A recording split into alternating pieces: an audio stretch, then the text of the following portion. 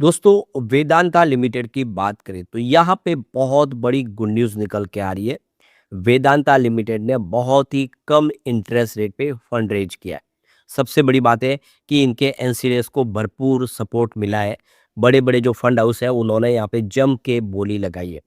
तो इससे एक तो बात क्लियर समझ में आ रही है कि वेदांता बिजनेस बहुत अच्छा है, लगातार बिजनेस बढ़ रहा है और निवेशकों का भरोसा भी बढ़ रहा है।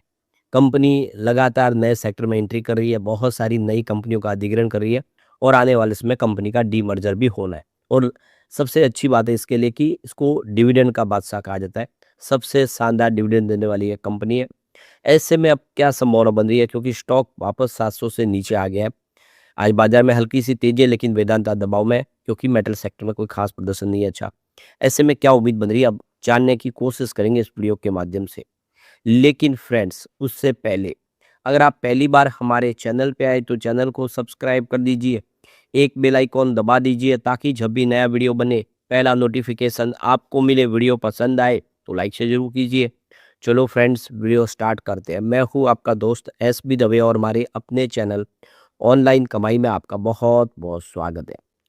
तो सबसे पहले वेदांता लिमिटेड के कारोबार की बात करें तो 681 पर इस समय स्टॉक आपको ट्रेड करता हुआ दिखाई देगा, जहाँ पे 1.24% की गिरावट देखने को मिल रही है। तो ये देखिए फ्राइडे को 689 पर क्लोजिंग थी, आज 688 पर कमजोरी के साथ शुरुआत हुई। वैसे इंट्राडे में 697 का हाई भी बना, लेकिन वो तेजी रहनी भाई कुछ फंड हाउस ने यहाँ पे बिकवाली किया जिसकी वजह से ये 677 का इसने लो बनाया। वैसे 52 वीक का लो इसका 363 का है और हाई 769 का है। फिलहाल आप देखो स्टॉक अपने 52 वीक के हाई के आसपास ही है। लेकिन इस समय ग्लोबल रीजन बहुत ज़्यादा टेंशन में है। आप समझ सकते हो कि पूरा का पूरा मामला जो है युद्ध की स्थिति में बना हुआ है। इजराइल और ईरान का जो युद्ध है वो लगातार बढ़ रहा है और बहुत सारे देश है वो इसके जद में आ चुके हैं। दुबई जैसा शांत सिटी और दुबई जिस पे लोगों का भरोसा था वो दुबई भी अब लगातार बहुत ज़्यादा देख सकते हो कि टेंशन में आ गया। लोग वहाँ से निकलना चाहते हैं। इससे जो मार्केट का माहौल है वो ख़राब हो गया। ऐसे में अब समझ सकते हो कि थोड़ा दबाव तो बाजार में बनेगा, लेकिन जो क्वालिटी स्टॉक है वो दबाव में खरीदने का मौका भी देते हैं। तो यहाँ पे वन डे के हिसाब से 4.18% के आसपास की आपको गिरावट देखने को मिलेगी, जबकि पिछले एक सप्ताह में 4.36% की गिरावट हुई। ओवरऑल अगर आप देखें तो यहाँ पे 4% के आसपास की गिरावट है। लेकिन पिछले एक महीने में देखें तो यहाँ पे 2.36% की तेजी बनती हुई दिखाई देगी। यानी जो निवेश एक महीने के हिसाब से उसको नुकसान नहीं हो रहा है यहाँ पे। और पिछले 3 महीनों में तो यहाँ पे 26.85% की शानदार तेजी भी बनी है। निवेशकों को फायदा हुआ है। 1 ईयर के हिसाब से 55.67% का ज़बरदस्त रिटर्न दिया है स्टॉक ने। पिछले 3 सालों में 147% का शानदार रिटर्न दिया है और 5 ईयर के हिसाब से 211% का पॉजिटिव रिटर्न दिया है। यानी लगातार जिस समय निवेश किया उसको फायदा हुआ है स्टॉक के अंदर। तो यहाँ पे जो बड़ी गुड न्यूज़ निकल के आ रही है, वेदांता ने 2575 करोड़ रुपीज़ की फंड रेज की है वाया एनसीडीएस, जिसमें आईसीआईसी बैंक, कोटक बैंक जैसे बड़ी-बड़ी बैंकों ने हिस्सा लिया और इन्होंने जम के यहाँ पे निवेश किया। तो ये देख सकते हो कि 2000 करोड़ रुपीज़ का ये इन्होंने एनसीडीएस लाए थे, जिसमें 575 करोड़ रुपीज़ का ग्रीन शू ऑप्शन रखा गया था। लेकिन जैसे कि ओवर सब्सक्राइब हुआ, तो आप समझ सकते हो कि उसका भी इस्तेमाल हो गया जो ग्रीन शू ऑप्शन था। तो यहाँ पे आप देखिए कि वेदांता लिमिटेड की तरफ से जो 2575 रुपीज़ की फंड रेज़ की गई थी नॉन कन्वर्टेबल डिबेंचर्स बॉन्ड्स के माध्यम से, तो इसको ज़बरदस्त रिस्पॉन्स मिला है इंस्टीट्यूशनल इन्वेस्टर की तरफ से, जिसमें आप देखिए आईसीआईसीआई प्रूडेंशियल म्यूचुअल फंड ने यहाँ पे निवेश किया है। इसके अलावा कोटक म्यूचुअल फंड ने भी अपना दाँव लगाया है। आदित्य बिरला सन लाइफ म्यूचुअल फंड ने भी यहाँ पे निवेश किया है। तो ये देख सकते हो कि बड़े-बड़े जो इंडिया के म्यूचुअल फंड्स हैं उन्होंने यहाँ पे एनसीडीएस के अंदर निवेश किया है। तो ये इशू ओवर सब्सक्राइब हुआ, इस वजह से 2000 रुपीज़ का जो इशू था उसको ग्रीन शू ऑप्शन के तहत जो 575 रुपीज़ की रकम रखी थी उसका भी इस्तेमाल हो गया। तो अब 2575 रुपीज़ की टोटल यहाँ पे बॉन्ड्स जारी किए गए। तो ये देख सकते हो कि 3 ईयर के लिए जो अनसिक्योर्ड रेटेड और लिस्टेड डिबेंचर्स बॉन्ड्स थे, जिसकी जो प्राइस कूपन है 8.95% रखा गया, जो काफ़ी लोअर है। अभी तक जो कंपनी ने रिसेंटली जो बोरोइंग की थी उससे काफ़ी कम इंटरेस्ट रेट पे इन्होंने इस बार फंड रेज किया और ये बहुत बड़ी एक कामयाबी है, क्योंकि इस समय जब बाजार के सेंटीमेंट बिगड़े हो, ऐसा माहौल बना हुआ उस वक्त अगर कम इंटरेस्ट रेट के कूपन पे अगर इनको फंड मिल रहा है तो वो कंपनी की कामयाबी है। तो इस इशू को देखें तो कि डबल ए की रेटिंग प्राप्त हुई है इकरा की तरफ से, जो बहुत बड़ी बात है। यानी एक तरह से ये निवेश सुरक्षित है, ये इकरा के हिसाब से एक अंदाजा है। कुछ और फंड हाउस की बात करें यहाँ पे, इसके अंदर जो पार्टिसिपेशन है उसमें यूटीआई म्यूचुअल फंड्स और आईसीआईसीआई प्रूडेंशियल पेंशन फंड ने भी अपनी तरफ से दाव लगाया है। और इसके अलावा कुछ बैंक्स ने भी और अल्टरनेटिव इन्वेस्टमेंट फंड ने भी यहाँ पे इस डिबेंचर बॉन्ड्स के अंदर हिस्सा लिया है।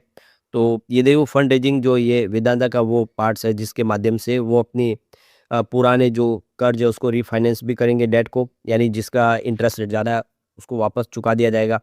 और एक तरह से नया कर्ज मिलने का मतलब ये है कि नई शुरुआत हो जाएगी, उनको एक नया पीरियड मिलेगा, इनकी बैलेंस शीट काफ़ी सुधर जाएगी और इसका डाइवर्सिफाई फंडिंग किया जाएगा। अलग अलग जगह पे जहाँ पे ज़रूरत होगी वहाँ पे इसको इस्तेमाल किया जाएगा। इससे पहले देखें तो अक्टूबर 2025 में भी कंपनी ने फंड रेज किया था। $500 मिलियन के बॉन्ड्स जारी किए गए थे जो ओवर सब्सक्राइब होते 3 टाइम्स। तो अब देख सकते हो कि लगातार कंपनी को पॉजिटिव रेस्पॉन्स मिल रहा है निवेशकों की तरफ से। इन्होंने लास्ट ईयर जून में भी जो एनसीडीए जारी किए थे उसको 60% का जो ओवर सब्सक्रिप्शन मिला था।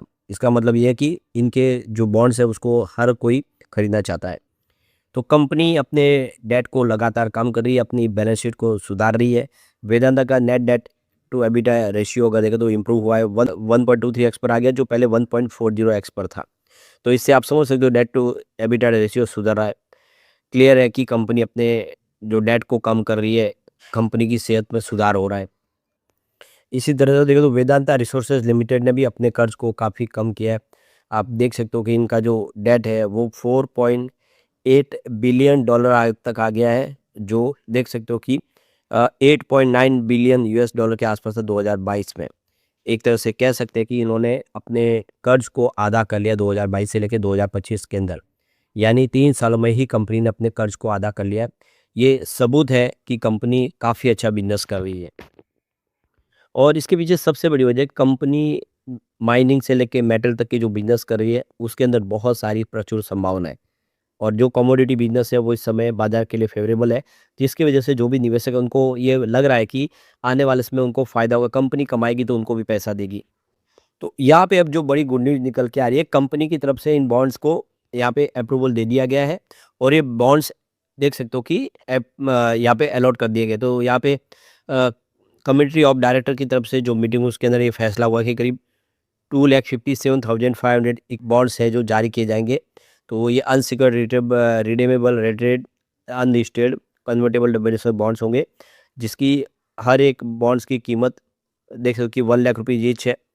तो इसके लिए कंपनी करीब देखो कि इंडियन रुपीज़ में 2,575 करोड़ रुपीज़ का। तो ये अप्रूवल देख सकते हो कि आज 11:11 पे ही कंपनी ने किया है और ये जो बॉन्ड्स है अब जारी कर दिए जाएंगे उन सब म्यूचुअल फंड्स और जो दूसरे बड़े फंड हाउस है उनको, जिन्होंने इसमें निवेश किया था। तो फाइनल यहाँ पे फिगर आ चुका है।